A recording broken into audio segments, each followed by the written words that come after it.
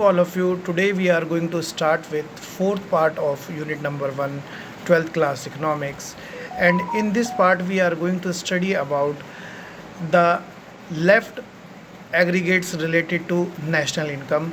In previous chapter we have studied about some aggregate or basic concept of national income. In this chapter we will study about the other aggregates of national income. So as you people can see, there are 8 aggregates related to the national income, in which 4 are aggregates related to the domestic income and other 4 are related to the national income. So let first we start with the aggregates related to the domestic income. So first I would like to tell you what is the difference between domestic income and national income. Either they are the same topic. तो जैसा कि आप देख पा रहे हैं यहाँ पर जो स्टार्टिंग के 4 जो एग्रीगेट्स हैं वो डोमेस्टिक इनकम से रिलेटेड है, जो हैं GDP MP, GDP FC, NDP MP और एनडीपी एफसी. इनकी फुल फॉर्म इसमें लिखी हुई है: gross domestic product at market price, gross domestic product at factor cost, net domestic product at market price, net domestic product यानी कि NDPFC eight factor cost, जिसे कि हम लोग डोमेस्टिक इनकम बोलते हैं. ये 4 एग्रीगेट्स हम लोग यूज़ करते हैं डोमेस्टिक इनकम को कैलकुलेट करने के लिए. अब हमारे सामने क्वेश्चन ये आता है कि डोमेस्टिक इनकम और नेशनल इनकम में क्या डिफरेंस होता है. तो मैं आपको बता देता हूँ, डोमेस्टिक इनकम एक वो इनकम होती है, या आप कहें उन गुड्स एंड सर्विसेज की वैल्यू को हम लोग डोमेस्टिक इनकम कहते हैं, जिसमें एक फाइनेंशियल ईयर में सभी फाइनल गुड्स एंड सर्विसेज जो किसी भी इकोनॉमी में प्रोड्यूस किए गए हैं बाय द रेजिडेंट और non resident of the country in the political limits of a country. यानी कि एक कंट्री में एक साल में रेजिडेंट या नॉन रेजिडेंट दोनों ने जितने भी गुड्स एंड सर्विसेज कंट्री की डोमेस्टिक या पॉलिटिकल बाउंड्रीज़ के अंदर प्रोड्यूस किए गए हैं, उन सब की वैल्यू जो होती है वो नेशनल डोमेस्टिक इनकम कहलाती है. अब नेशनल इनकम की बात करते हैं. नेशनल इनकम में डोमेस्टिक इनकम से सिर्फ 2 ही डिफरेंस होते हैं.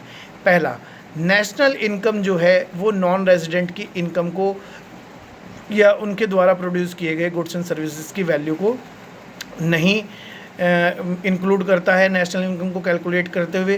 Plus national income domestic territories से जो गुड्स एंड सर्विसेज किए गए हैं वो, प्लस इकोनॉमिक टेरिटरीज या इंटरनेशनल वाटर जो नेशनल वाटर है उसमें प्रोड्यूस किए गए गुड्स एंड सर्विसेज की वैल्यू को भी लेता है. अब इकोनॉमिक टेरिटरीज़ क्या है ये हम लोग प्रीवियस वीडियो में जो है एक्सप्लेन मैं कर चुका हूँ. तो सिर्फ ये डिफरेंस होता है, बाकी सब चीज़ सेम ही है. अब जो हम दूसरी बात करेंगे कि ये gross domestic product at market price क्या चीज़ है, gross domestic product at factor cost क्या चीज़ है. सबसे पहले हम लोग इनकी बात करते हैं. देखिए, gross domestic product at market price ये क्या चीज़ होती है. मार्केट प्राइस गुड्स का वो प्राइस है जो गवर्नमेंट ने उन पर टैक्स और सब्सिडीज़ लगाने के बाद मार्केट में सेल के लिए वो प्राइस जो है अवेलेबल है. फैक्टर कॉस्ट ये वो कॉस्ट है जो factor of production, land, labour, capital और एंटरप्रेन्योरशिप, इन्हें यूज़ करने की जो कॉस्ट एक प्रोड्यूसर को पे करनी पड़ी है in form of rent, wages, profit और इंटरेस्ट के रूप में honours of factor of production को, वो कॉस्ट जो होती है वो फैक्टर कॉस्ट कहलाती है. इसमें टैक्सेस और सब्सिडीज़ की वैल्यू ऐड नहीं होती है. तो यानी कि अगर हम कुल मिलाकर बात ये करें कि अगर हमें मार्केट प्राइस से फैक्टर कॉस्ट पर जाना है तो हमें NIT यानी कि नेट इनडायरेक्ट टैक्सेस, जिसका जिक्र मैंने आपसे पिछली वीडियो में किया था, उसकी वैल्यू माइनस करनी पड़ेगी. NIT को निकालने का फॉर्मूला भी मैंने आपको बताया था. Net indirect taxes equal to IT indirect taxes minus subsidies. ठीक है. तो इस तरह से हम लोग क्या कर सकते हैं, हम मार्केट प्राइस से फैक्टर कॉस्ट पर पहुंच जाएंगे और हमारे पास अगर किसी चीज़ की मार्केट वैल्यू है तो उसे में से हम NIT माइनस करके फैक्टर कॉस्ट पर आ जाएंगे। इसी तरह से अगर हम फैक्टर कॉस्ट से मार्केट प्राइस पर जाना चाहते हैं तो हम NIT की वैल्यू को प्लस कर देंगे। अब दूसरा हमारा जो चीज़ है वो ये है कि ये नेट और ग्रॉस क्या होता है। देखिए ग्रॉस वो चीज़ है, ग्रॉस वो वैल्यू है जिस पर हमने किसी चीज़ को ख़रीदा है। अब अगर हम किसी चीज़ को ख़रीदेंगे और उसे यूज़ करेंगे तो उसकी वैल्यू जो है ऑब्वियस सी बात है वो रिड्यूस होगी ही होगी। तो ये जो वैल्यू रिड्यूस हो रही है ये किस चीज़ की वजह से हो रही है, यही डिफरेंस होता है ग्रॉस में और नेट वैल्यू में।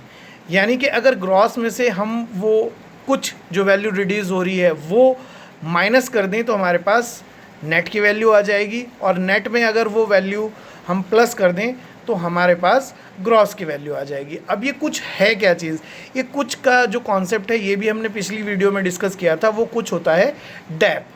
डैप यानी कि जब हमने किसी गुड्स को या मशीनरी को या किसी भी चीज़ को, जो भी चीज़ हमने ख़रीदी है उसे यूज़ किया है तो उसकी जो वैल्यू रिड्यूस होती है वो डैप की वजह से या यूज़ करने की वजह से जो उसकी वैल्यू रिड्यूस हुई है वो डैप कहलाती है। इसे कॉमर्स का हर एक स्टूडेंट जानता है और जानना भी चाहिए, बट अदर स्ट्रीम के या किसी आम आदमी के लिए ये चीज़ थोड़ी सी अननोन होती है, तो इसलिए मैंने आप लोगों को ये चीज़ यहाँ पर बताई।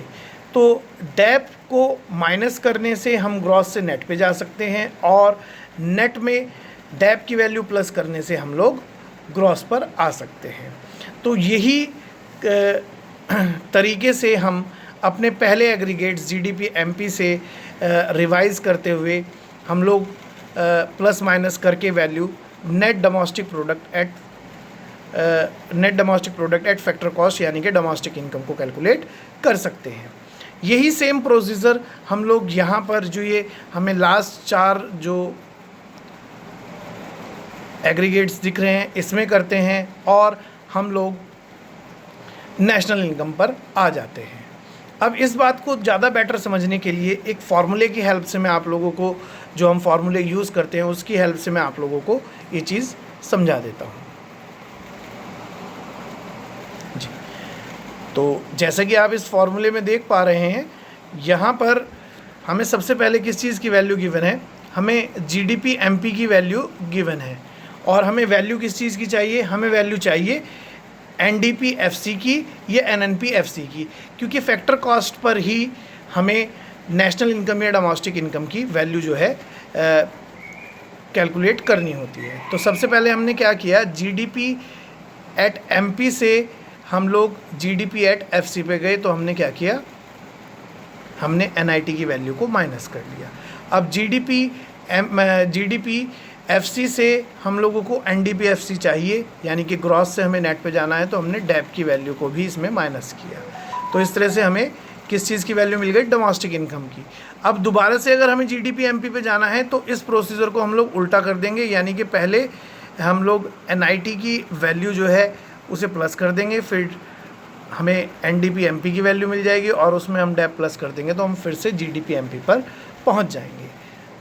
ठीक है, तो ये चीज़ इसी तरह डोमेस्टिक इनकम के लिए भी है और इसी तरह से ये प्रोसीजर जो है नेशनल इनकम के लिए भी है। बट अब यहाँ पर प्रॉब्लम एक आती है कि NDP FC से हम लोग नेशनल इनकम कैसे कैलकुलेट करें। तो मैंने आप लोगों को बताया था net factor income from abroad, यानी कि जिसे हम लोग नफिया बोलते हैं, अगर डोमेस्टिक इनकम में वो वैल्यू प्लस कर दी जाए तो हमारे पास नेशनल इनकम की वैल्यू भी आ जाएगी और हमें डोमेस्टिक इनकम से नेशनल इनकम जो है वो फाइंड आउट कर सकेंगे।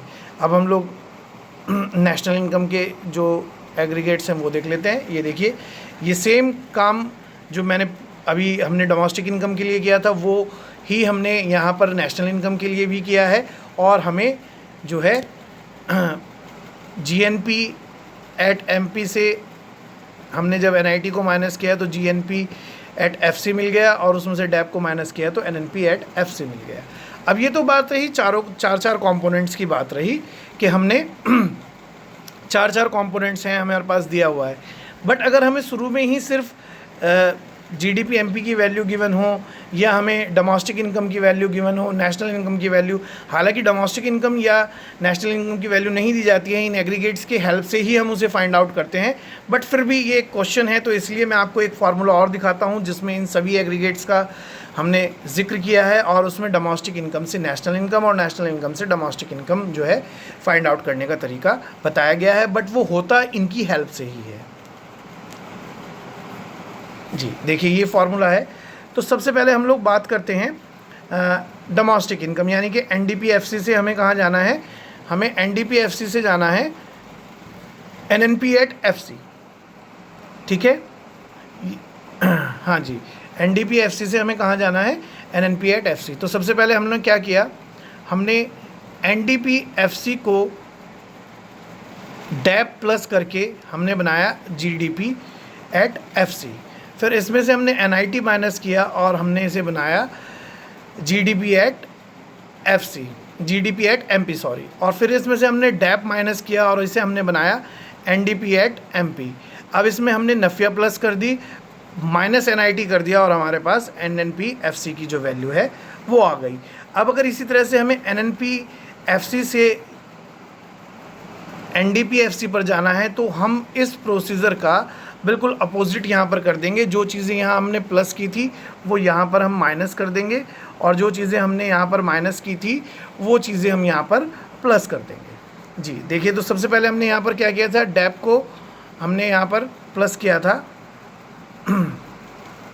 तो यहाँ पर डैप प्लस हुआ, एनआईटी प्लस हुआ, फिर डैप माइनस हुआ, फिर एनआईटी माइनस हुआ और फिर जो है नफिया को हमने माइनस किया और हमारे पास डोमेस्टिक इनकम आ गई। तो इस तरह से अगर हम सभी एग्रीगेट्स को अच्छे से लर्न कर लें, सारे उसके जो मैंने आपको 3 रूल्स बताए हैं उन्हें हम लोग लर्न कर लें, तो हम लोग डोमेस्टिक इनकम बहुत ईजी से कैलकुलेट कर सकते हैं। डोमेस्टिक इनकम जो और ये जो नेशनल इनकम है, यानी कि ये जो हमारा चैप्टर है यूनिट नंबर 1,